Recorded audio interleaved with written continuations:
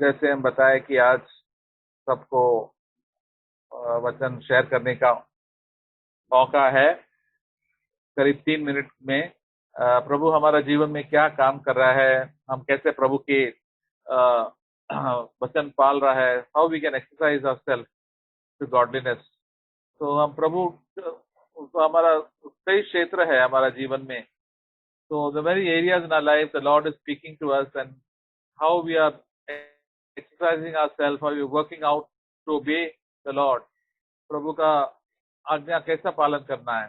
जैसे हमारा इच्छा होता है खाने का पीने का, उसका कंट्रोल करना है। प्रभु का आत्मा हमको क्या बात कर रहा है। हमको कभी वेरी लेजी आलसी होता है, कभी हम क्या संसारिक चीज में ज्यादा नजर लाता है। पवित्र आत्मा हमसे इसके बारे में सब बात करते हैं। हमारा घमंड के बारे में बात कर सकते हैं, अपना स्वार्थी इच्छा के बारे में कर सकता है, हमारा इच्छा। तो प्रभु का आत्मा हमको ज्यादा बात करता है, इस पे आपको ध्यान लेना चाहिए। तो जब हम शेयर करेंगे एक दूसरे को भी प्रोत्साहन देंगे कि हम लोग सब ये स्कूल में है कि प्रभु हमको सिखा रहा है। हम प्रभु का वचन भी पाने के लिए ये कर रहा है। हमारा मुंह जबान कैसे कटना है, अननेसेसरी बातें नहीं करना है, गुस्सा नहीं करना। प्रभु का आत्मा हमको हमेशा बातें करते रहते हैं।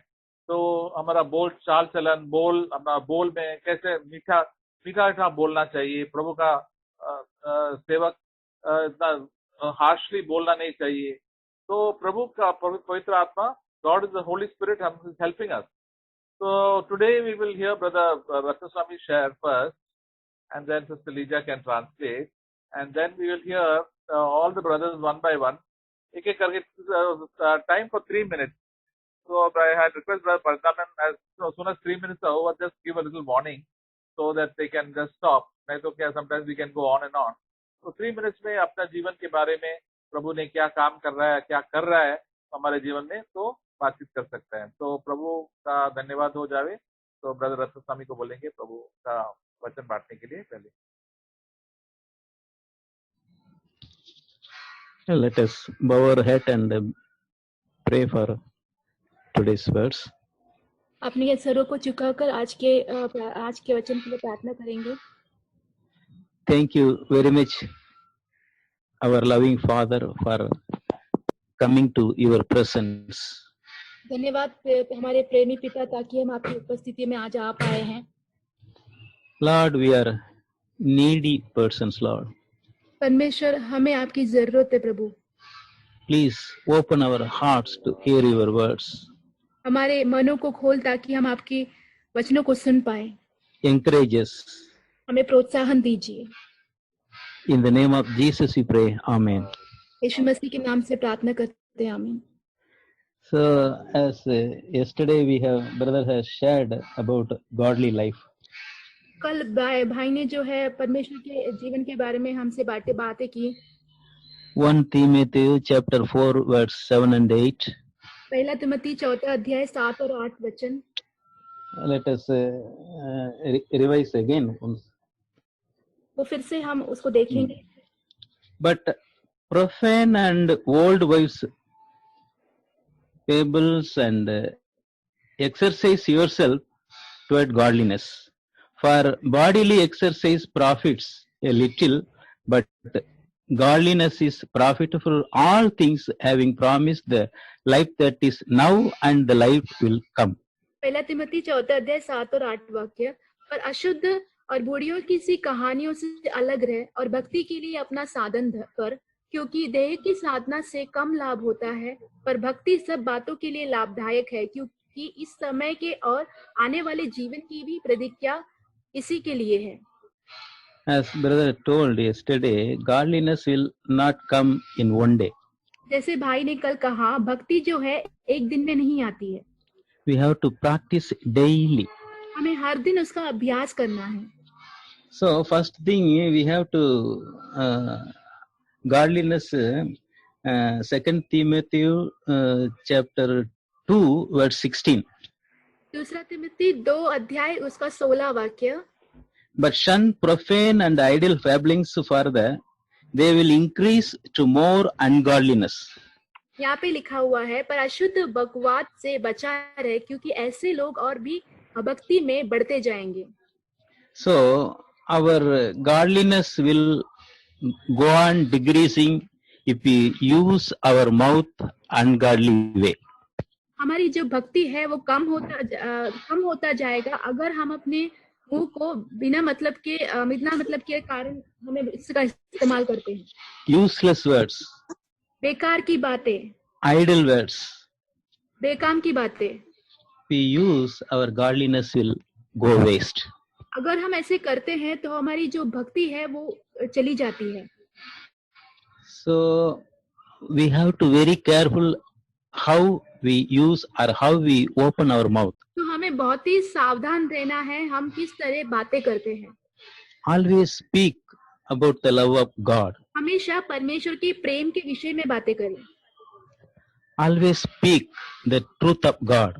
परमेश्वर की सच्चाई के बारे में हमेशा बातें करें. Then our calling is Philippians 3 chapter 3 verse 13 and 14. फिलिपियों 3 13 and 14. 13 और 14 वाक्य. Paul says here, I do one thing, press on to reach upward call of God in Jesus Christ.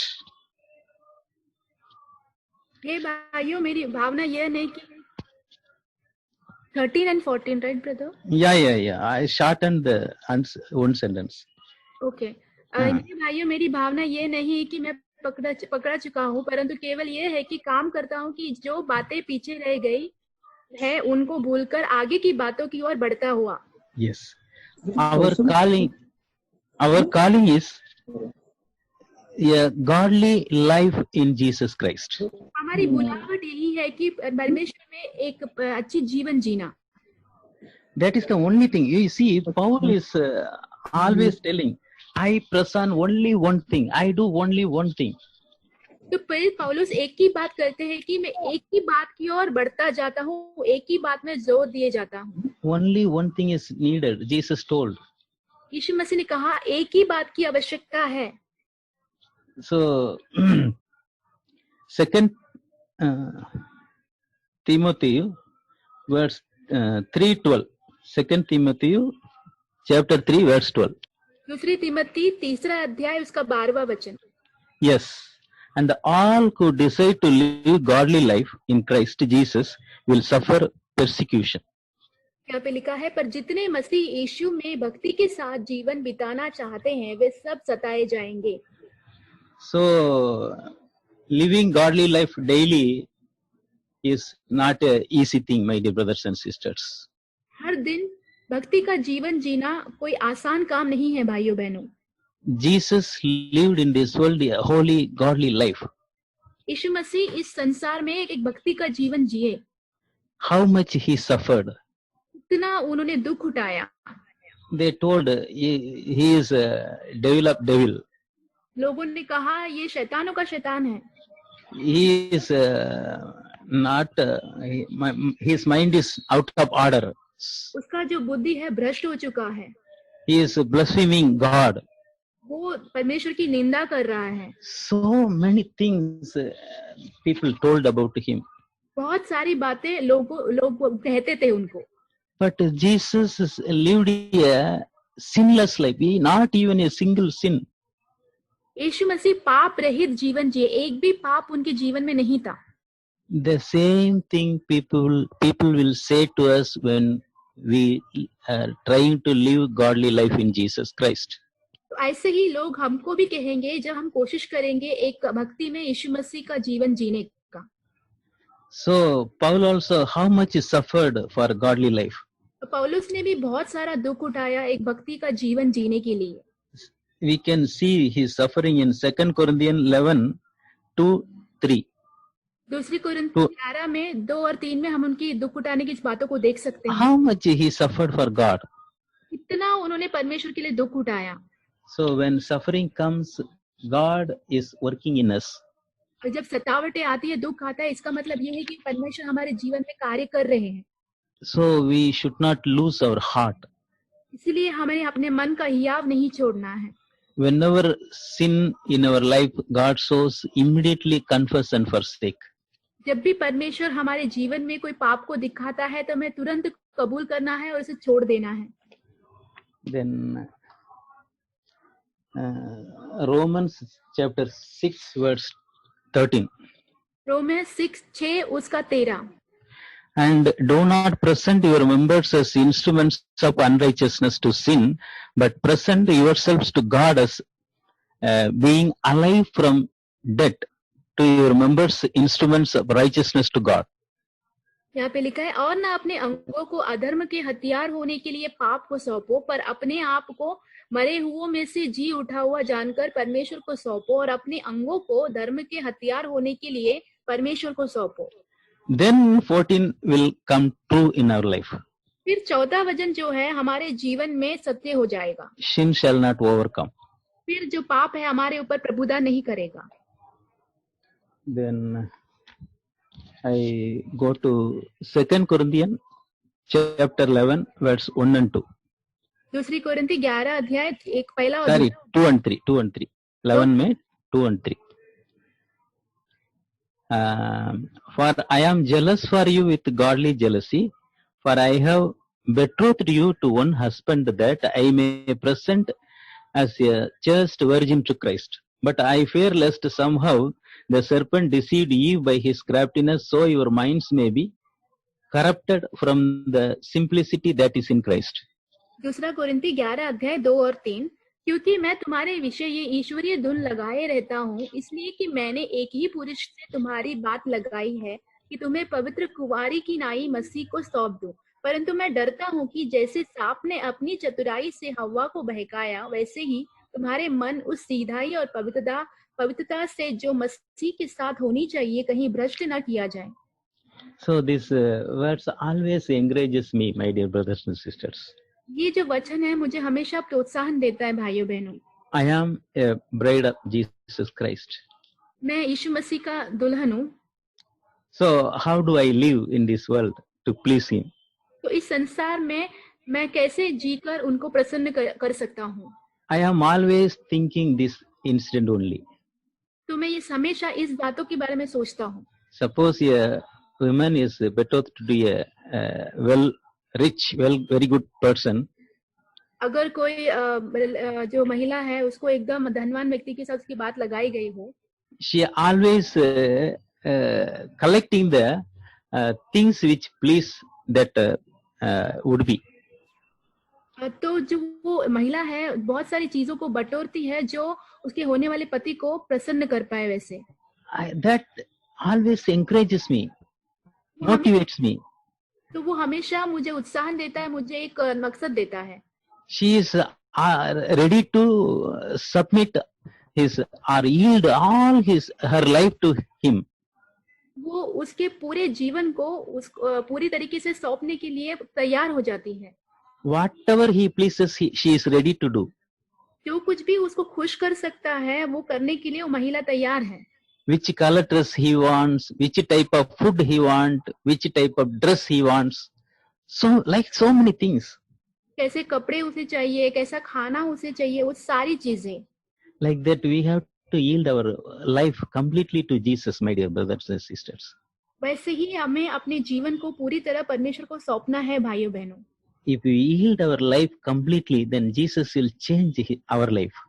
अगर हम पूरी तरह से अपने जीवन को यीशु मसीह के हाथ में सौंपेंगे तो हमारा जीवन बदलेंगे. Then he will reveal his will in his words. तो उसके वचनों के द्वारा उसकी जो इच्छा है हमको वो प्रकट करके देंगे. Then we will interestingly, lovingly meditate his words, as Psalms 1:2 says, meditate his words day and night. जैसे भजन संगीता 1 में कहते हैं, एकदम दिलचस्पी से उसकी जो वचनों को दिन और रात को मनन करते रहो. Then our life becomes godly. तब हमारा जीवन जो है एक भक्तिमय जीवन हो जाएगा. Then our life become like Jesus Christ. फिर हमारा जीवन यीशु मसीह के समान हो जाएगा. And then we will speak like him. फिर उसकी तरह हम बातें करने लगेंगे. Then we will love Jesus very much. फिर यीशु मसीह से हम ज्यादा प्रेम रखेंगे. Always we want to fellowship with him. हमें हमेशा उनके साथ संगति करने का मन होगा. One thing in ordinary life also, how do we know that we love somebody? इस साधारण जीवन में भी हम कैसे जानेंगे कि हम किसी से प्रेम करते हैं? We spend more time. हम उसके साथ ज्यादा समय बिताते हैं. We always talk to that person. हम हमेशा उस व्यक्ति से बातें करते हैं. There is no time, there is no calculation how much time I talked. There is nothing like that. तो उसका समय का कोई हिसाब नहीं होता है कि मैंने कितना समय उससे बातें की है. That shows how much you love him. वो दिखाता है कि वो तुम कितना उससे प्रेम रखते हो. I love Jesus very much. मैं यीशु मसीह से बहुत प्रेम रखता हूँ. So I want to spend more time with him. इसलिए मैं उनके साथ ज्यादा समय बिताना चाहता हूँ. Then my life will change. फिर मेरा जीवन बदल जाएगा. Amen. Praise Lord.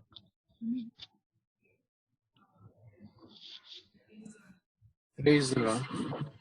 So, brothers and sisters, just before I speak, just stick to 3 minutes, and Brother Parantaman just give a little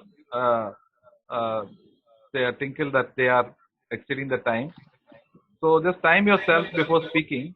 So, प्रभु का आप जो गवाही है, प्रभु आपका जीवन में क्या काम कर रहा है, and in which area, that 1 or 2 areas you can speak, and don't speak more than 1 or 2 verses.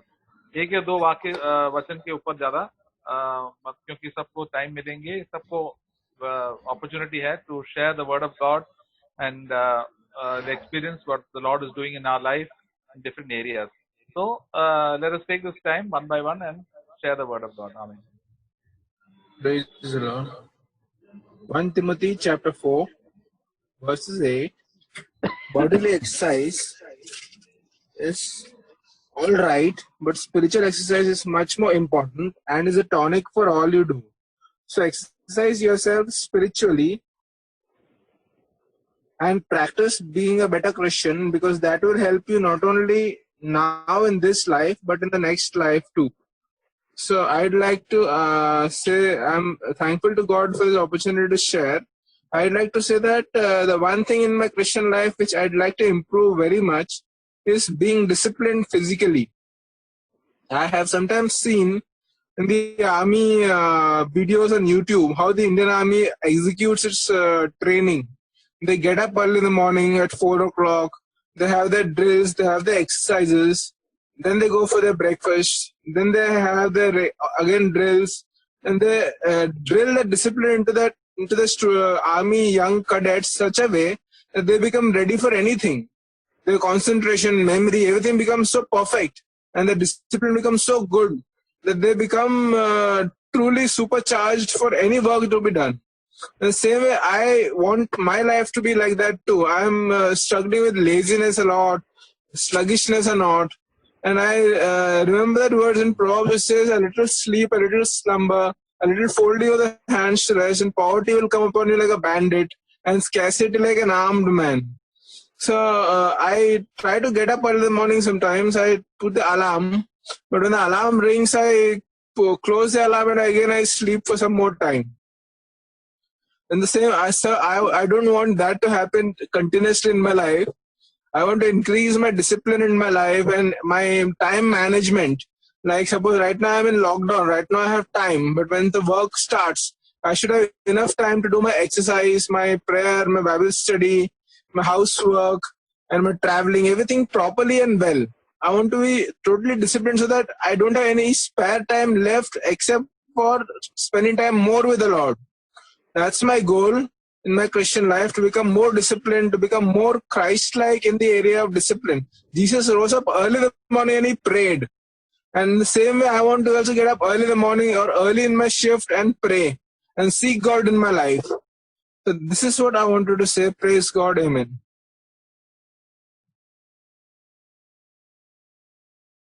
Sir का मैं धन्यवाद देता हूँ। मत्ती के अध्याय 16 में 17 से पढ़ूंगा। यीशु ने उसको उत्तर दिया कि हे समन योना के पुत्र, तू धन्य है, क्योंकि मांस और लहू ने नहीं परंतु मेरे पिता ने जो स्वर्ग में है यह बात तुझ पर प्रकट की है। And Jesus said to him, Blessed are you, Simon, because flesh and blood did not reveal this to you, but the Father who is in heaven. तो ये वचन मुझे बहुत एनकरेज किया मैं मेडिटेट कर रहा था, परमेश्वर ने अनुग्रह से मुझे बचाया और मैं आज पिता कहता हूँ परमेश्वर को। परमेश्वर ने हमें अनुग्रह दे से अपना बच्चा बनाया, तो ये सब पिता परमेश्वर का अनुग्रह है। तो उनके द्वारा मैं बहुत ही परेशान होता हूँ, फिर मैं धन्यवादी बने रहता हूँ। कभी सुबह में, कभी रात में भी, जब भी सुबह उठ जाता हूँ उसमें भी धन्यवाद देता हूँ। तो परमेश्वर का अनुग्रह से ही मैं जिंदा हूँ, उनके अनुग्रह से मुझे पास आशा है। परमेश्वर हमेशा एनकरेज करते, don't give up, thankful, always do good and always Holy Spirit encourage us to pray for the neighbour. पड़ोसियों के लिए प्रेम करो, देश के लिए प्रेम करो, प्रार्थना करो। और आई ऑलवेज फियर गॉड। एक साम्स है, साम्स में 90 में 98, you have placed our iniquities before you, our secret sins in the light of your presence. तूने हमारे अधर्म के कामों से अपने सम्मुख और हमारे छिपे हुए पापों को मुख की ज्योति में रखा है। तो ये वचन एनकरेज करता है, always confess my every secret sin to him. परमेश्वर के साथ संगति में मैं जब रहता हूँ तो पूरा पाप हर एक बताते रहता हूँ, ढूंढता रहता हूँ कि कहीं ऐसा कोई पाप है जो परमेश्वर में हमसे दूर, उस पाप से हम दूर हो सकते, उससे जल्दी से कन्फेस कर लेता हूँ। तो परमेश्वर में फिर आनंद, फिर जॉय, फिर स्ट्रेंथ आ जाता है मुझे। और जैसे दाऊद जो था गोलियत को गिराया था, तो दाऊद ने साउल ने उसको अपना सब दिया था पहनने के लिए, वो जो कोट वगैरह था, लेकिन बोला इससे तो वो चला ही नहीं जा रहा था। तो उसने उसने एक ही गोफन से मारा तो गिर गया। मतलब वो बोला इजराइल के परमेश्वर को उसने ललकारा है।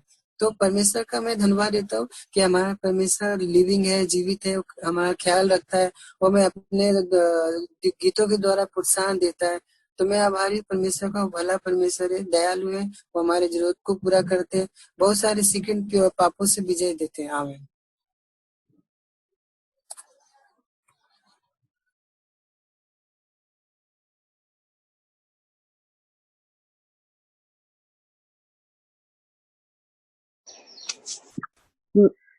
Book of Mark, chapter 8. In those days, the multitude being very great and having nothing to eat, Jesus called his disciples to him and said to him, I have compassion on the multitude, because they have now continued with me 3 days and have nothing to eat. And if I send them away hungry to their own houses, they will faint on the way, for some of them have come from afar. There was a time I was worried about अगर मेरा shop अगर बंद होता है तो जो staff मेरे पास है, जो बहुत सारे मणिपुर चले गए, बट जो है उनका भी जॉब चला जाएगा, तो आई वाज फीलिंग कि God how will I provide for them, and I felt that they have stayed back because of me. और ये वर्स जब मैंने पढ़ा तब मुझे रियलाइज हुआ कि जीसस वाज कंपैशनेट कि those people have only continued with him for 3 days and he wants that they should not go hungry. And I realized God speaking to me that God will not make anyone go hungry if they have been faithful with the Lord. So God does not only have look at a spiritual life, but he makes sure that even our stomachs are not hungry, all our needs God will provide. So this verse encouraged me that God will never leave us, whether in spiritually hungry or emotionally hungry or financially hungry. God will provide for all our needs.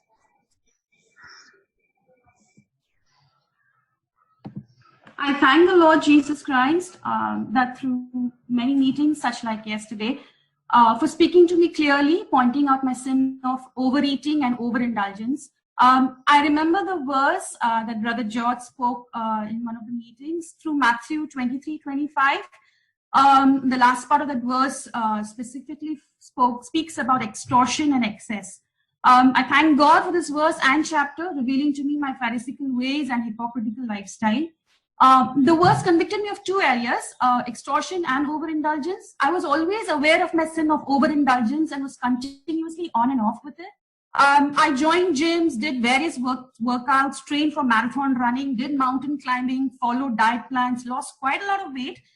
And then I stopped exercising because of my erratic work lifestyle. And within few months, I put on much more weight than before. The vicious cycle continued and I accepted it as okay to be fat. Actually, it was more of a defeated acceptance. And then the lockdown came and forcefully hammered me, saying it is absolutely not okay to be fat.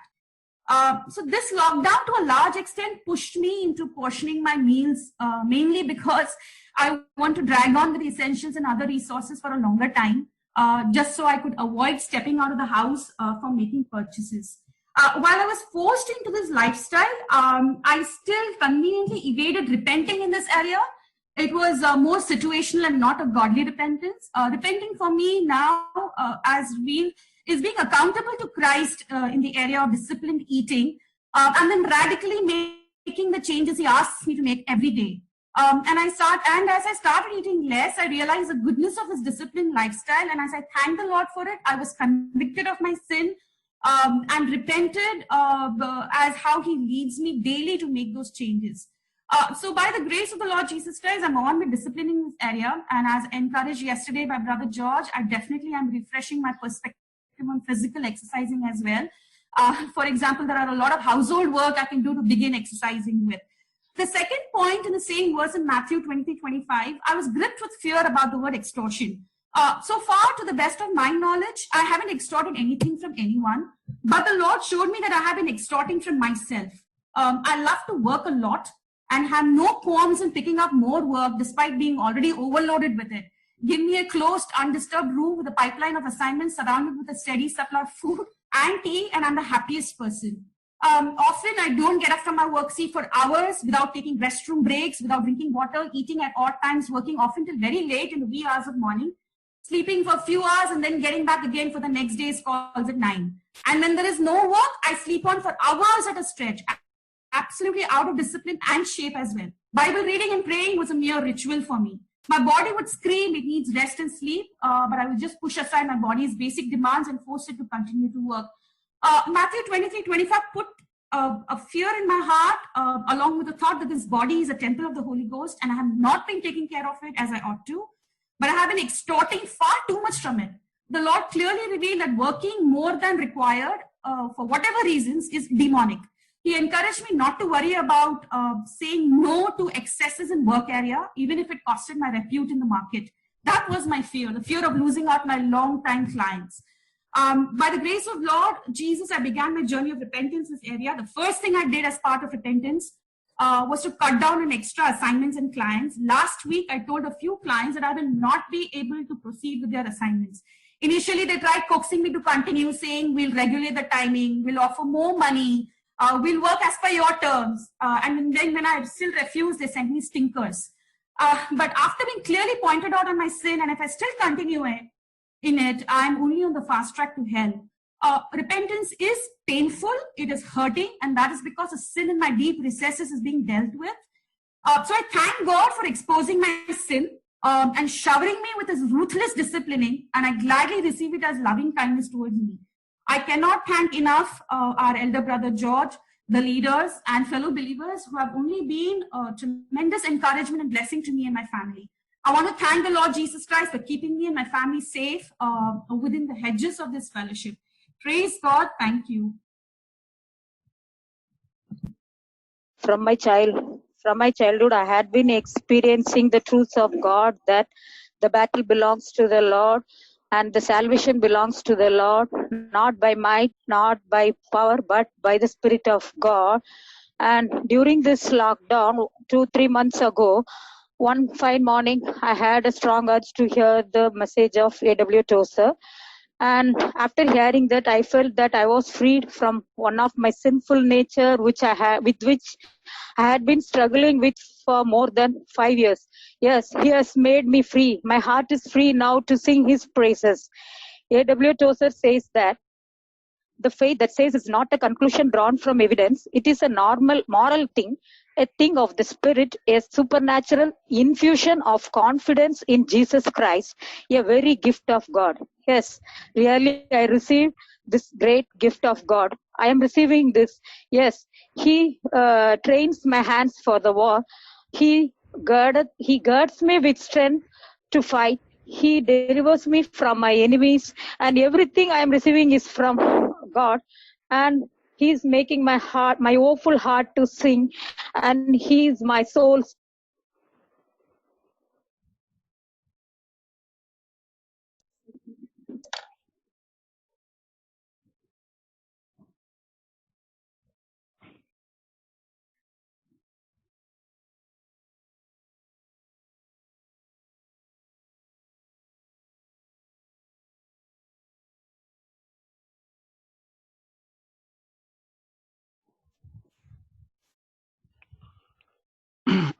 Now what I would like to share from First Timothy, just 2-3 things really quickly.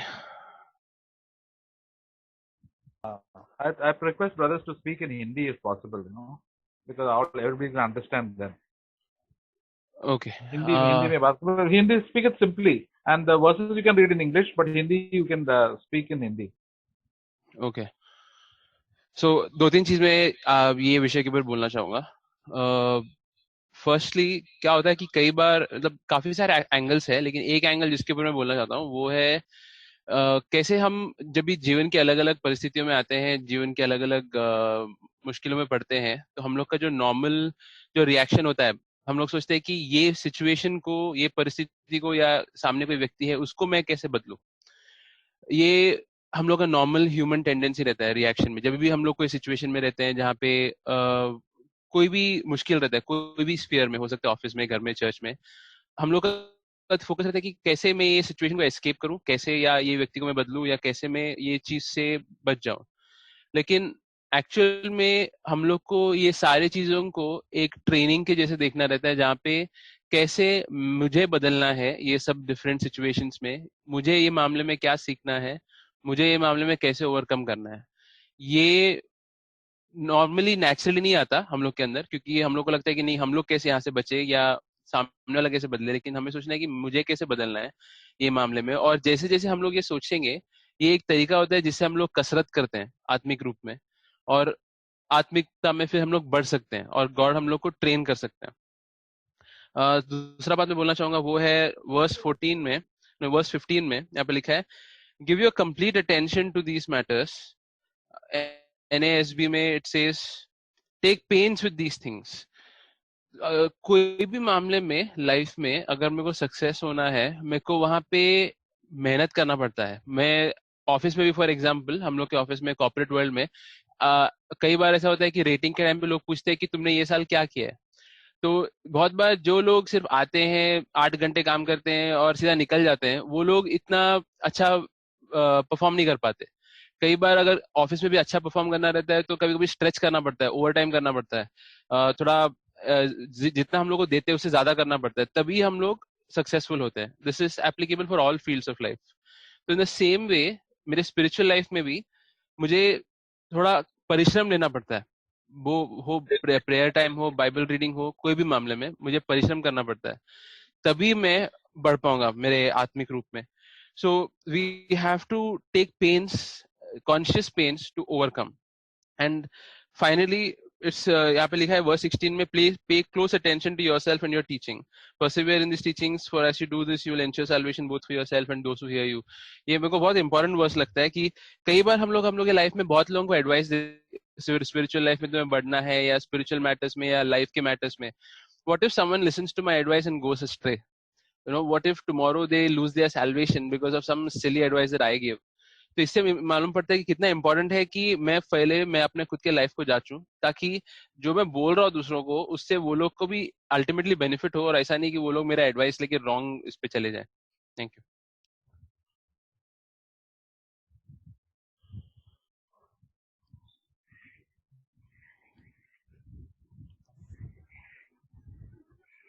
या भाई बहनों, सब लोग एक एक करके जल्दी share करो, don't waste much time. 3 minute में अपने जीवन में प्रभु ने क्या काम कर रहा है, क्या सिखा रहा है आपको. I like to share one thing which I learned from Jesus is at the time of crucifixion. What I learned from the crucifixion is, when before he was crucified, he says that Father forgive. He says that after the crucifixion, he says that Father, I commit into your hands my spirit. So when we see that, we can imagine that his 2 hands were wide open, and there were nails were pierced into his hands, so that he cannot point out, or he cannot finger anyone, or he cannot. Brother Hindi में बात कर लो, हिंदी में बात करो. तो जब उनको crucify किया था, तो उनके दोनों हाथ फैले हुए थे और उनको किले से दोनों हाथ से मारा गया था. तो यहाँ पर हम देखते हैं, मैंने क्या सीखा कि प्रभु यीशु दोनों हाथ से, जब उनका हाथ फैला के कीले से मारा गया था, तो वो किसी और के ऊपर किसी और को दोष नहीं दे सकते थे, क्योंकि उनका हाथ बंधा हुआ था और कीले से मारा गया था। इससे मैंने यही सीखा कि तब मुझे ये पौलुस का जो वचन जो था, जो मैं उसमें पढ़ा था कि Galatians chapter 2 verse 20 में, I have been crucified with Christ and I no longer live but Christ lives in me। यहाँ पे मुझे अभी क्लियरली समझा कि मैं क्यों उस क्रूस में मुझे क्रूसित होना है प्रभु के साथ, क्योंकि ताकि मेरा हाथ जो है प्रभु के जैसा, दोनों हाथ कीले से मारा जाना चाहिए और मैं किसी और को उंगली नहीं करना चाहिए या किसी और को मैं दिखाना नहीं चाहिए कि उनके ऊपर क्या फॉल्ट है। तो प्रभु ने खुद अपने ऊपर वो फॉल्ट लिया था, तो मुझे भी ऐसे ही मुझे भी जब क्रूसित करना है तो मैं सिंपली ऐसे ही बोलता था कि यस आई एम क्रूसिफाइड, मैं यीशु के साथ क्रूसिफाई हुआ। नहीं, अभी मुझे प्रॉपरली समझा कि क्रूसिफाई मतलब मेरा दोनों हाथ पे कीला मारना चाहिए, और ये जीवन मेरे परिवार के लाइफ में भी या किधर भी हो, ये वहां पे लागू होता है, ताकि मैं किसी और के ऊपर फॉल्ट ना ढूंढूं, और अगर किसी के ऊपर फॉल्ट है तो वो मैं अपने आप को ढूंढूं। तो इसलिए मैं प्रभु से ये सीखा कि मुझे हमेशा अपना क्रूस उठाना चाहिए और प्रभु के साथ वो क्रूस में मुझे हमेशा अपना जो गलती है वो कबूल करना चाहिए। लास्टली एक वचन में शेयर करना चाहता हूँ, जिधर आइसाया चैप्टर 58 में वर्स 9 and 10, अगर मैंने वो क्रूस में अगर मैंने बलिदान, मैं अपने आप को मैं मारा गया, तो प्रभु मेरे लिए क्या करेगा। इसमें 58 में दिया है कि 9वां वचन में लास्ट पॉइंट में, if you remove the yoke from your midst, the pointing of the finger and speaking wickedness, then God will do what God will do. 11 in verse 11, and the Lord will continually guide you and satisfy your desire in scorched places and give strength to your bones, and he will be like a watered garden and like a spring of water whose waters do not fail। ये हमारे लिए प्रभु ने promise किया कि हमारा जो जीवन है वो एक गार्डन जैसा वाटर, वो पानी जहाँ पे कभी नहीं वो सूखा जाएगा। तो इसलिए मैंने ये जीवन सीखा है प्रभु के उस क्रूसिफिकेशन की। मैं हमेशा उस क्रूस पे रहना चाहिए, और हमेशा जो भी कुछ ब्लेम आता है, कुछ सीन आता है, तो मुझे वो क्रूसिफाई करना चाहिए। तो मुझे ये वचन यहाँ पे समझ में आया और मैं ये अपने लाइफ में भी लागू करना चाहता हूँ। आमीन। मैं परमेश्वर को धन्यवाद देता हूँ। इन दिनों में परमेश्वर ने जॉर्ज ब्रदर के द्वारा हमसे वचन से बातें किया, इसलिए धन्यवाद देता हूँ। कल जॉर्ज ब्रदर ने जो बताया था कि हमें स्पिरिचुअली एक्सरसाइज करना है, जैसे हम फिजिकली फिट रहने के लिए एक्सरसाइज करते हैं, वैसे हमें स्पिरिचुअली भी प्रैक्टिस करना है कि हम भी स्पिरिचुअली हेल्थी रहे। तो बहुत बार ऐसा होता है कि जब हम ऑफिस में काम करते हैं, बाहर की दुनिया में जाते हैं, बहुत सारी चिंताएं हमारे जीवन में आती है, अब क्या होगा, फ्यूचर क्या होगा। ऐसा करने से हम लोग परमेश्वर को डिमोटिवेट कर देते हैं कि हम वो सारी चीजें अपने हाथ में लेते हैं, इसलिए वो चिंताएं ऑटोमेटिक हमारे पास आ जाती है। तो हमें प्रैक्टिस करना है, हमेशा हमारी जो भी चीजें हैं, जो भी विषय है, वो सब प्रभु के हाथ में देंगे तो कितना आराम मिलता है। ये मैंने बहुत बार नोटिस किया है। जब भी मैं अपनी चिंताएं, अपनी जो भी प्रॉब्लम है अपने हाथ में लेता हूँ तो बहुत ज्यादा डिप्रेस हो जाता हूँ, लेकिन जब मैं प्रभु के हाथ में देता हूँ तो बहुत रिलीफ होता है। इतना अच्छा लगता है कि ऐसा लगता है हाँ प्रभु इसका जो इच्छा है करेगा, अभी मुझे इसकी टेंशन लेने की जरूरत नहीं है। क्योंकि मत्ती चैप्टर 6 और 33 में ऐसे लिखा है, but seek first the kingdom of God and his rightness. तो हमें पहले प्रभु के राज्य की खोज करना है और उसकी धार्मिकता प्रकट करना है। क्योंकि रेवलेशन चैप्टर में भी आखिरी में यही लिखा है, जिसे अपवित्र रहना है, जिसे वो अपवित्र है, जिसे पवित्र होना है और पवित्र हो, जिसे धार्मिक होना है और ज्यादा धार्मिक हो। इसलिए प्रभु को धन्यवाद देता हूँ। हमारे जीवन में बहुत सारे पाप ऑटोमेटिकली आ जाते हैं। स्पेशली मेरे लाइफ में, मेरे जीवन में बहुत सारे ऐसे पाप है जो मैं उसके ऊपर जय पाना चाहता हूँ, लेकिन बार बार हो जाता है। एग्जाम्पल के तौर पे एक खाली घमंड, भले मेरे पास कुछ नहीं क्या नहीं, लेकिन फिर भी एक खाली घमंड जो रहता है ऑटोमेटिकली आ जाता था। लेकिन प्रभु ने इन दिनों में वो सब चीजों से मुझे छुड़ाया, इसलिए धन्यवाद।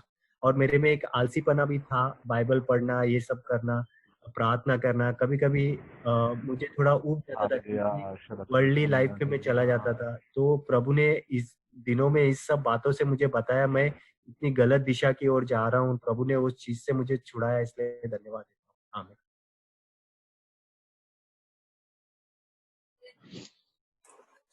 Praise the Lord. मैं अपनी कुछ गवाही बताना चाहता हूँ कि इन दिनों में ऐसे हालात थे हमारे कि विश्वास करना तो बहुत इजी है, लेकिन बुरे हालात में विश्वास करना बहुत कठिन है। लेकिन ऐसे हालात में भी विश्वास करना प्रभु ही देता है विश्वास, और हम पूरा उस पर निर्भर रहे प्रभु पर, तो प्रभु वो कार्य करके दिखाता है। क्योंकि प्रभु का जो प्रॉमिस है वो हर एक के लिए है, लेकिन विश्वास हमारा कितना ऊपर नीचे होता है। परिस्थितियों में हम देख सकते हैं भाइयों कि हमारे ऐसे बुरे हालात हो जाता है तो परिस्थिति एकदम बेकार हो जाता है, तो हमारे पास सिर्फ एक ही आशा है, वो प्रभु है। और मैं ऑपरेशन के पहले एक वचन पढ़ रहा था याकूब का चिट्ठी 5 और 15 में, कि एक आदमी बोला ऑपरेशन बहुत बड़ा है, ये बाईपास ऐसा है वैसा है। फिर मेरे को एक वचन याद आया कि प्रभु बोलते हैं डरपोक लोग मेरे राज में प्रवेश नहीं करेंगे। तो मैं बोला हम जिएंगे तो प्रभु के लिए, मरेगा तो प्रभु के लिए। तो ऐसे हालात में एक वो विश्वास का वचन मुझे, कि वो वचन कि विश्वास से प्रार्थना करो कि मैं बीमारियों को चंगा करके उठा के खड़ा करूंगा। तो दोस्तों ऐसे हालात में विश्वास ही बहुत काम आता है, एक आशा और एक विश्वास और एक संयम। Praise Lord.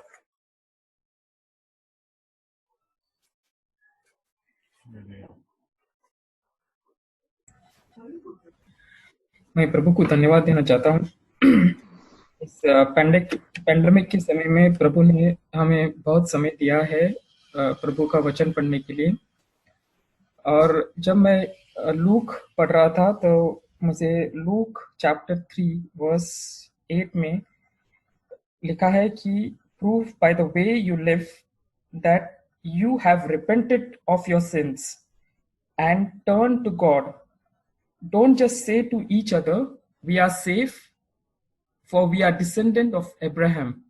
That means nothing. For I tell you, God can create children of Abraham from this very stone. ये वचन से मुझे जब मैं मनन कर रहा था तो मेरे को भगवान बता रहा था कि उसने मुझे समय दिया है, उसने मुझे अपने वचन का जो लाइट है वो दिखाया है, लेकिन अब समय है कि मुझे मेरे जीवन से, जो रिपेंटेड जीवन से मेरे को जीना है। मैं सिर्फ ये नहीं कह सकता कि यीशु मेरा मसीहा है और उसने मुझे बचाया है।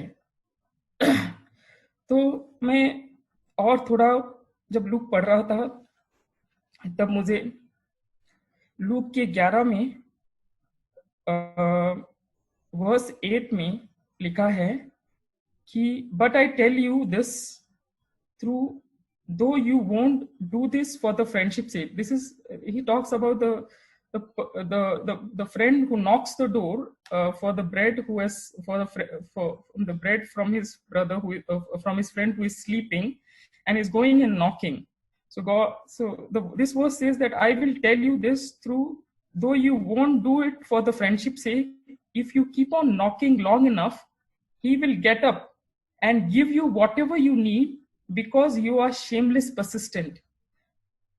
प्रभु मुझे इस वचन से ये कहता है कि मेरा शरीर is very filthy, बहुत गंदा है, और प्रभु चाहता है और प्रभु जानता है कि मैं मेरे खुद के बल से कुछ नहीं कर सकता।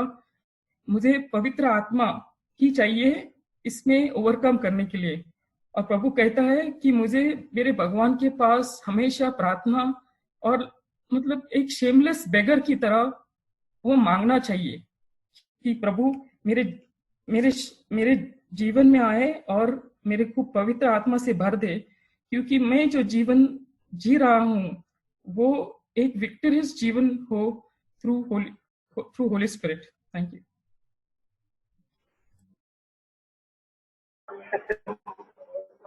Brother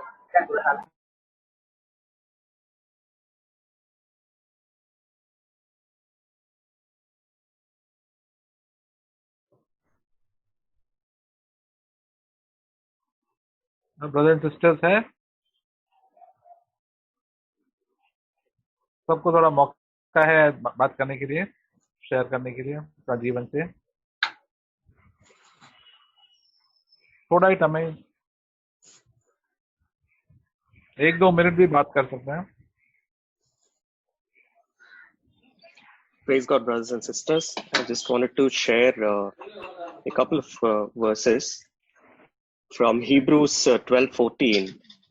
It says, God says, pursue peace with all men and the sanctification without which no one will see the Lord. This in the lockdown, something happened, and I ended up staying with somebody who I did not know. Who I did not know very well, even though he was a relative. And things got very complicated because of family situation and everything. And even though we would live in the same house, we would never talk to each other. And I didn't expect that kind of a situation. And the lockdown just made it very, very difficult, because you would want to spend time with somebody who you know, with your family. And I ended up staying with somebody who I could not even talk to. And this person was not a Christian, and I think he does not like Christians also. So it became a little bit of a very complicated situation. And I think I dealt with it. I did deal with it with the flesh. I would maybe for a long time I would just keep quiet, and then went out my anger with my family members, or just slander this person, speaking about him to my family and stuff like that. But over the last 1 week, 10 days, God has been really firmly started talking to me about it. And he said that you should not slander a person, or you should not become angry. Through Ephesians 4:31-32, God says, let all bitterness and wrath and anger and clamor and slander be put away from you, along with all malice. Be kind to one another, tender-hearted, forgiving each other, just as God in Christ also has forgiven you. So I was also listening to a few sermons of Brother Zach, and Brother Zach talks about how you need to forgive, and because God has forgiven us. It's not because, I have done so many evil things in my life before I became a Christian, and even in my Christian journey. And I realized that God has forgiven each and every small sin of mine and does not remember them. And if God could forgive me, I should be able to forgive each and every person who even hurts me. And that is a true mark of a Christian. And that is what I realized. And then also in 1 Thessalonians 5:15, it says, see that no one repays another with evil for evil, but always seek after that which is good for one another and for all people. So God spoke to me very strongly with all these things. And I realized that I have to let go of my anger or wrath or slandering people. And this God has firmly spoken to me, and I believe God is slowly releasing me and delivering me from all these evil behavior and helping me pursue peace with all men. And I thank God for this great opportunity.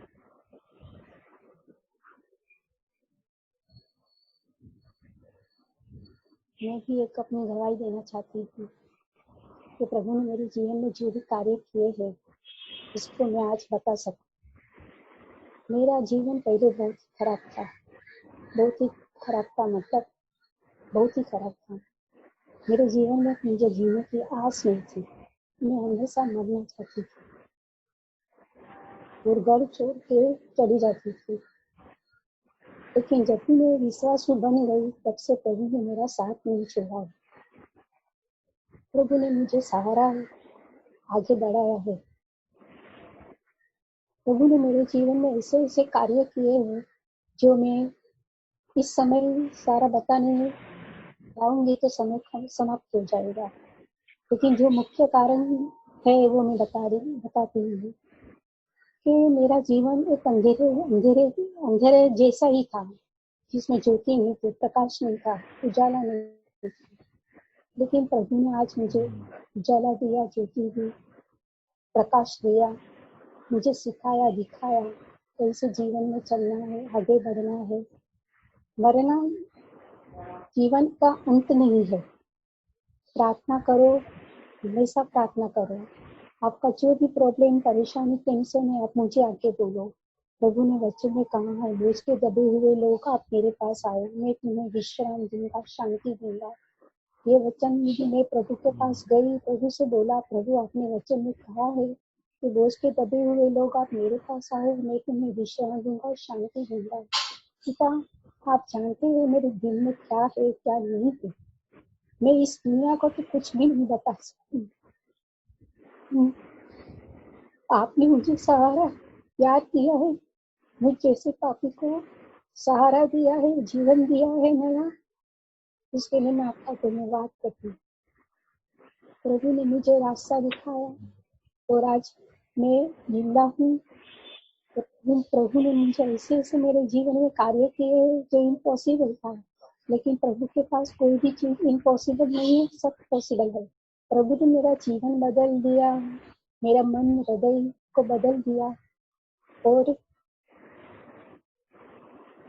मेरे जीवन में प्रभु ने ऐसे कार्य किए हैं कि आज मैं दुखी नहीं हूँ, सुखी हूँ। मैं मरना नहीं चाहती, लेकिन प्रभु के लिए जीना चाहती हूँ। प्रभु के लिए दिन रात प्रार्थना करना चाहती हूँ, ताकि मैं प्रभु के पास जा सकूं। मैं हमेशा प्रार्थना करती रहती हूँ, चाहे कुछ भी काम हो, मेरा काम समाप्त हो जाता है, मैं तुरंत प्रभु के पास जाती हूँ, प्रभु से बातचीत करती रहती हूँ और प्रभु से बोलती हूँ, प्रभु अगर मेरी कोई गलती हो जाती है प्रभु जीवन में तो मुझे क्षमा करें और हमेशा मेरे साथ रहना। आज प्रभु हमेशा मेरे साथ रहे हो, अभी भी मेरे साथ है, ऐसा मैं महसूस करती हूँ। प्रभु बहुत ही दयालु है, प्रेमालु है, प्यार करने वाला है, तो कभी किसी को दंड नहीं देता है, बल्कि अपना दंड खुद सह लेता है। प्रभु ने मेरे जीवन में बहुत सारे कार्य किए हैं और मेरे परिवार को भी संभाला है। मेरे परिवार में भी अशांति थी, पहले कुछ भी शांति नहीं थी, हमेशा झगड़ा रोना धोना ही था, लेकिन आज हमारे घर में बहुत शांति है, सुख शांति है। प्रभु ने हमें बहुत ही सहारा है। यही मेरी एक गवाही है जो मैं आपसे शेयर करती हूँ। धन्यवाद पिता परमेश्वर, आप मेरे साथ हो, मेरी प्रार्थना सुनते हो, मेरी प्रार्थना का उत्तर देते हो। थैंक यू जीसस, आपने मुझे कभी अकेला नहीं छोड़ा, कभी त्यागा नहीं, कभी छोड़ा नहीं मेरे पिता। आप हमेशा मेरे साथ हो। धन्यवाद पिता। प्रार्थना यीशु के नाम से मांगती हूँ, आमीन। हालेलुया।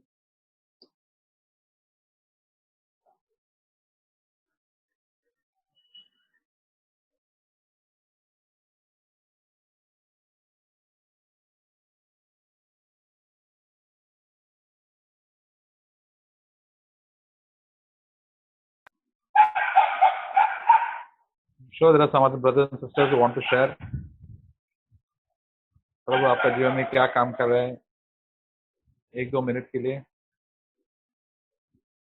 प्रभु आपको धैर्य देंगे to speak loudly and confess your testimony.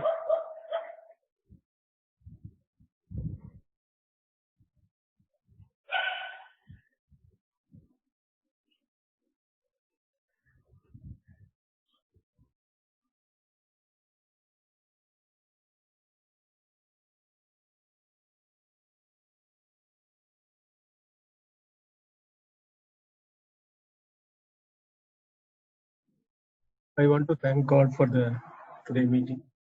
So basically, I want to.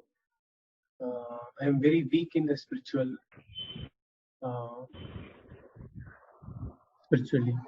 So that is what God is telling, that we exercise more on the spiritual part, so rather than the physical part. So I have to spend more time on God. Especially, what I am lacking in that I am not spending more time with God rather than that spending with my office hours. So God is speaking to me that the most of the time, but I am not listening, but I am not taking very seriously. That God told me. So one verse recently I encouraged from Luke chapter 5 verse 16. But Jesus himself taught to sleep away to the wilderness and pray. So this is it is mentioned sleep away often. So when he is speaking with the disciples, so he immediately disappeared. So for what reason he disappeared? He disappeared to pray with God. He want to spend more time with God. So this is the one thing is even though I am spending with most of the time, I have to spend with the God. That is the one of the exercises I want to exercise more. God will help me.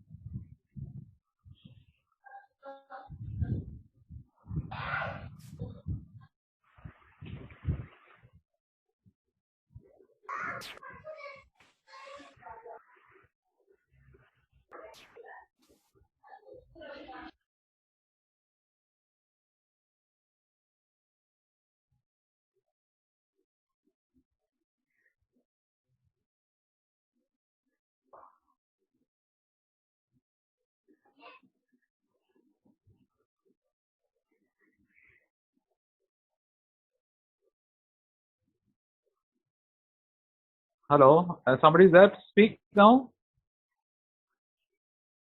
Here, I just want to share that,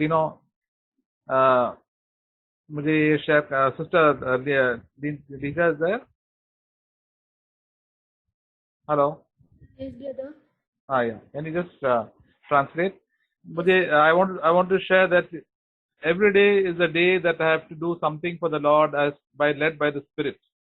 तो हर दिन परमेश्वर के लिए आत्मा की अगुवाई के द्वारा कुछ तो करना है.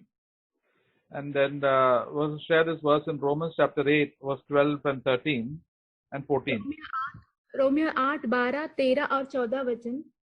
So then, brethren, we are under obligation not to the flesh to live according to the flesh, but if you are living according to the flesh, you must die. But if you by the Spirit are putting to death the deeds of the body, you will live. For all those who are being led by the Spirit of God, these are the sons of God. तो हे भाइयों, हम शरीर के कर्जदार नहीं, ताकि शरीर के अनुसार दिन काटे, क्योंकि यदि तुम शरीर के अनुसार दिन काटोगे तो मरोगे, यदि आत्मा से देह की क्रियाओं को मारोगे तो जीवित रहोगे. इसलिए कि जितने लोग परमेश्वर की आत्मा के चलाए जाते हैं वे ही परमेश्वर के पुत्र हैं. So before Christ, I came to Christ, I did what I liked, thought what I liked, and did what I liked. So that, and now I cannot live like that. मसीह में आने से पहले मुझे जैसा करना था मैंने किया, मुझे जैसा सोचना था मैंने वैसा सोचा, परंतु जब मैं आज मसीह में हूँ मैं वैसा नहीं कर सकता.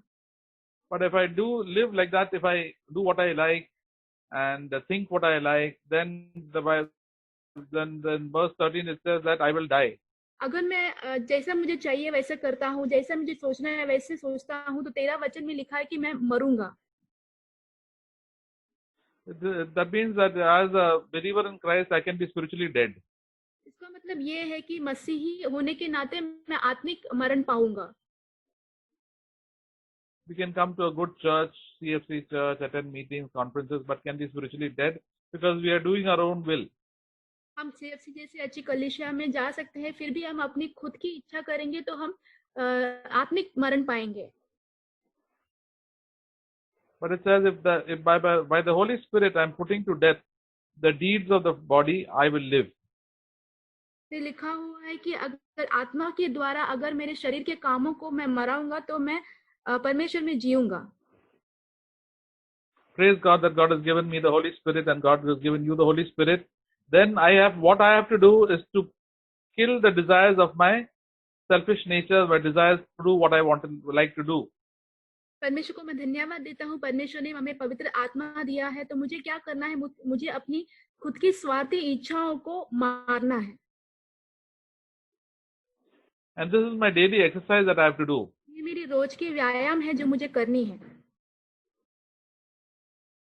There are so all the desires that come to my body, or in my mind and my body, are all selfish desires. जो आशाएं, जो इच्छाएं मेरे मन में, मेरे शरीर पे आते हैं, वो सारे हैं जो स्वार्थी हैं. Naturally, eating and drinking and sleeping comes very naturally to us. साधारण तौर पे खाना पीना सोना ये साधारण स्वभाव हो जाता है हमारा. Like reading the Bible and praying and fasting and all will not come naturally. We don't like to do it, but we have to put to death. I have to put to death the desires of the body, and then I will spiritually live. तो प्रार्थना करना, Bible पढ़ना और उपवास रहना ये सब कुछ साधारण तौर पे हमारा स्वभाव नहीं है, परंतु हमें स्वार्थी इच्छाओं को मारना है ताकि हम आत्मिक इन चीजों को कर पाए अपने जीवन में. Naturally, my desires go to all eating and drinking and to have good food and to have make more money and to also become quite famous and to have good things about myself and to think high thoughts about myself. मेरा साधारण स्वभाव ये है कि मेरा खाना पीना है, मुझे पैसा बनाना है, मुझे मशहूर होना है और बहुत सारे बड़े बड़े महान काम करने हैं, ये है. But God has given me the Holy Spirit that I can kill these desires and do the desires of God. परमेश्वर ने मुझे पवित्र आत्मा दिया है ताकि मैं ये स्वार्थी इच्छा है उसको मार पाऊं और परमेश्वर की जो इच्छा है उसे मैं करूं. So this is a daily exercise that I have to do and I will do every day. So and I do it, all these desires will be suppressed and the Holy Spirit will have his supremacy and his rule over my life. जब मैं इन स्वार्थी इच्छाओं को रोज मारूंगा, ये व्यायाम मैं अपने जीवन में करूंगा, तो मैं पाऊंगा कि पवित्र आत्मा मुझे इन सारी स्वार्थी इच्छाओं के ऊपर प्रभुता देगा. And I will live in fellowship with God. फिर मैं परमेश्वर के साथ एक अच्छी संगति में जी सकूंगा. And I will be spiritually healthy. और फिर मैं आत्मिक रूप में एकदम स्वस्थ रहूंगा. Then I can be led by the Spirit of God to do good to everybody. फिर मैं परमेश्वर की आत्मा के द्वारा अगुवाई किया जाऊंगा ताकि मैं सबके लिए अच्छे भले काम कर पाऊं. In my home, in my workplace, and wherever I am. मेरे घर में, मेरे दफ्तर में, मैं जहाँ कहीं भी हूँ वहाँ. And verse 14 says, "For all those who are led by the Spirit of God, these are the sons of God." 14 वाक्य कहता है, इसलिए कि जितने लोग परमेश्वर के आत्मा के चलाए चलते हैं वे ही परमेश्वर के पुत्र हैं. As a son of God, I have to be obedient to the Holy Spirit. परमेश्वर के पुत्र होने के नाते मुझे आत्मा के अधीनता में, आज्ञाकारिता में होना चाहिए. I have not to be a baby, spiritual baby, but be a son of God. मुझे आत्मिक शिशु नहीं बनना है, मुझे परमेश्वर का पुत्र बनना है. A son of God will always be obedient. परमेश्वर का पुत्र हमेशा आज्ञाकारी रहेगा. Obedient to the Holy Spirit. पवित्र आत्मा का आज्ञाकारी. As Jesus was a son of God, he was obedient to the Holy Spirit. यीशु मसीह जो परमेश्वर के पुत्र थे, वो पवित्र आत्मा के आज्ञाकारी थे. Praise God that God has given us the Holy Spirit to whisper and tell us, this is the way, now do this, don't do this over again. And then we get guidance, and because of this practice of these things, we become mature and the sons of God. धन्यवाद देते हैं, पवित्र आत्मा है जो हमें धीमी आवाज से कहते हैं कि ये करो, ये मत करो, ये बार बार करते रहो. उसके द्वारा हम परमेश्वर में सिद्ध हो सकते हैं, परमेश्वर के पुत्र बन सकते हैं. For example, we have a very bad habit of pointing out the faults of other people. जैसे कि हमारा एक बुरा आदत है कि हम दूसरे लोगों की ओर उंगली उठाते हैं हमेशा. We don't like to see our own faults, but the other people's faults we can very easily see. हमारी जो बुराई है हम वो नहीं देखते, परंतु दूसरे की जो बुराई है बहुत जल्दी दिख जाता है हमें. But when we are filled with the Holy Spirit will show us our own faults. Rather, as we heard, we will not point the finger at other people, but to humble ourselves, and then we will walk as the sons of God. पवित्र आत्मा हमें खुद की गलतियां दिखाएगा, दूसरों की ओर उंगली उठाने नहीं देगा, तो हम परमेश्वर में अपने आप को समर्पण करके परमेश्वर के पुत्र के जैसा चल पाएंगे. And as that one verse says, that we have to put every thought to the obedience of Christ. जैसे एक वचन कहता है, 2 Corinthians chapter 10. 2 कोरिन्थी 10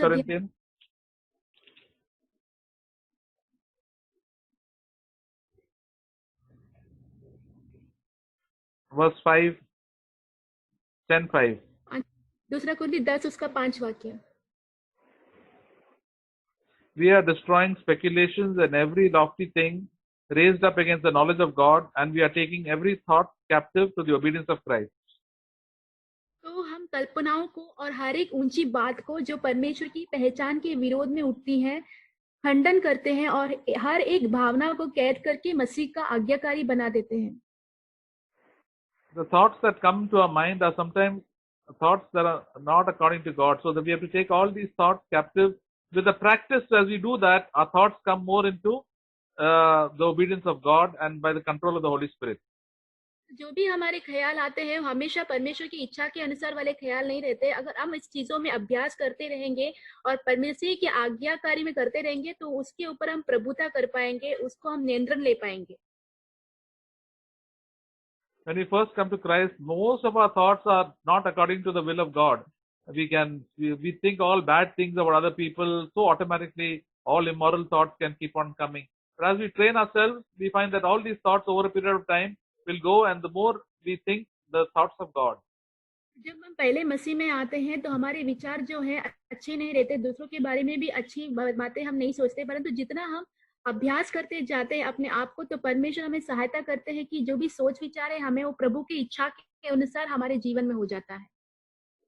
So now we wonder how these thoughts are coming to our mind. फिर हम सोचते हैं कि ये सारे ख्याल हमारे मन में आते कैसे हैं। But as we are faithful in putting these thoughts to God and putting our minds on the Lord, we find that these thoughts go far away from us, and less they come into our mind, and our minds think on the good things, and that is according to the will of God.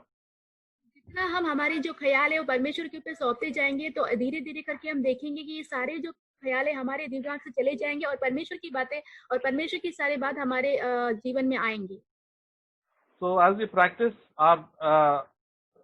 the decision to bring every thought to the obedience of Christ, तो जैसे हमें अभ्यास करना है कि हमारा जो भी निर्णय है मसीह की आज्ञाकारिता के अंदर आने के लिए, then I think the thoughts of God and I behave towards people and situations according to the will of God.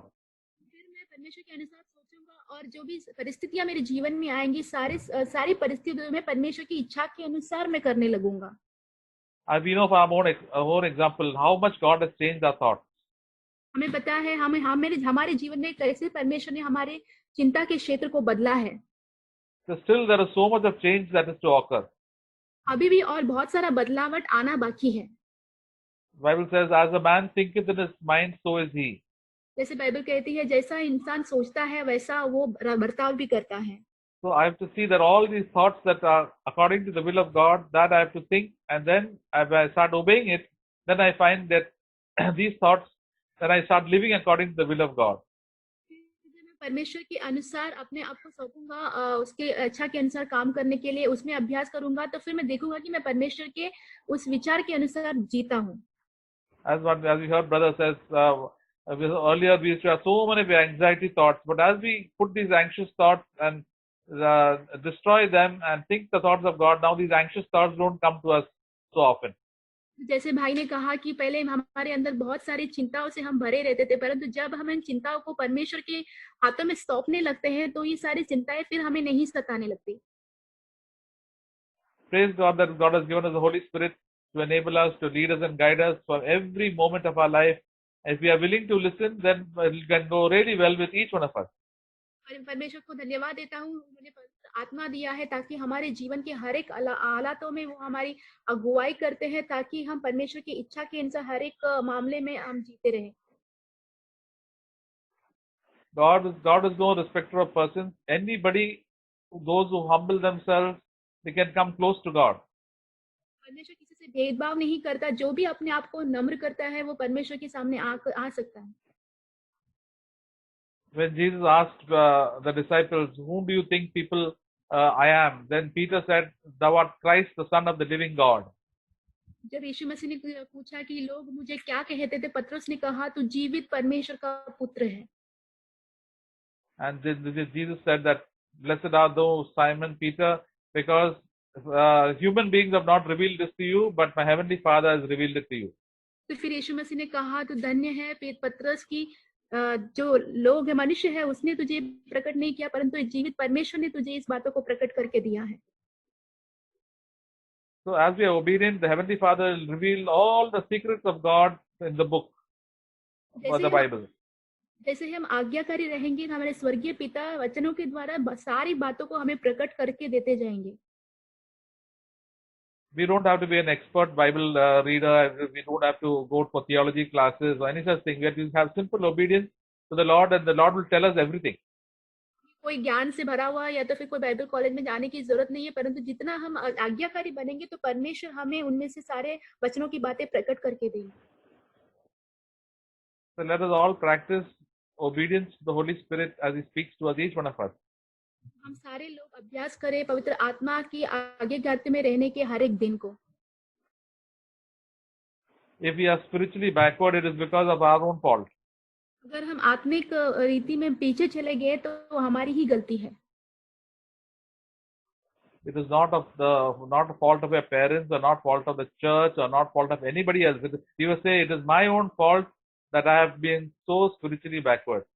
ये मेरी माता पिता की गलती नहीं, मेरे चर्च की गलती नहीं, परंतु हमें खुद को कहना है कि मेरी आत्मिक जीवन पीछे चली गई, इसकी गलती मेरी ही है। If I draw near to God, God will draw near to me. अगर मैं परमेश्वर के करीब जाता हूँ तो परमेश्वर मेरे करीब आएंगे। So let us take the right decision every day of our life. हम सही निर्णय ले प्रतिदिन हमारे जीवन में। So they said the journey is a very long journey, but they said the journey of 1,000 miles starts with the first step. तो बहुत लंबा सफर है, परंतु ये 1000 मीलों की दूरी एक कदम से शुरू होती है। Let us take one decision at a time, and then we will see what a wonderful change the Holy Spirit has done in each one of our lives. एक निर्णय एक समय में ले तो परमेश्वर पवित्र आत्मा हमारे जीवन को कैसे बदलेंगे वो हम देख पाते हैं। So we thank God for this meeting and thank God for the sharing. So we shall pray. परमेश्वर को धन्यवाद देते हैं सभा के लिए, और जो वचन बांटा उसके लिए हम अभी प्रार्थना करेंगे। Heavenly Father, we pray that we thank you, Lord, for keeping us in this world so that we can still change even though we have been very backward in our spiritual life. परमेश्वर धन्यवाद। Lord, pray. परमेश्वर धन्यवाद, आपने इस जीवन में रखा हुआ है ताकि हम अपने आप को बदल पाए हमारे जो आत्मिक पीछे हटने वाले जीवन से। Fill us with thy Spirit, Lord, and guide us and lead us into the truth. अपने आत्मा से भरे और अपनी सच्चाई से हमारी अगुवाई करें। Help us to be conscious of your presence and be obedient to the will of to the Holy Spirit. हमें आपकी उपस्थिति में रहने दें और पवित्र आत्मा की जो इच्छा है उसे करने दें। And help us to be a blessing to all the people around us. हमारे सारे जो चारों तरफ के लोग हैं उनके लिए एक आशीष का कारण हमें बनाओ प्रभु। Fill us with the spirit of praise, Lord. आपकी आत्मा से हमें भर दो, प्रार्थना से भर दो प्रभु। In Jesus' name we pray. मसीह के नाम से। Amen.